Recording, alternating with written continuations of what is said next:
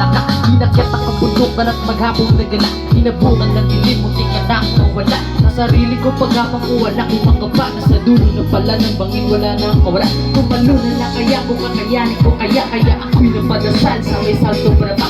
Bahala na sila kanya na sa kong nataga. Tsaka na kong gagawa mga patakong pababa. Doon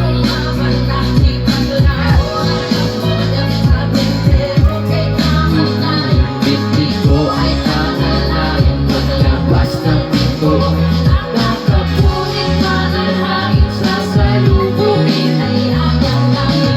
Madami-daming nais manira ng pangalan mo at nakalit ay takot tumira ng harapan. Pag hindi ko na malaman mong iliyan o kalaban, ngitian ko lang lamang araw.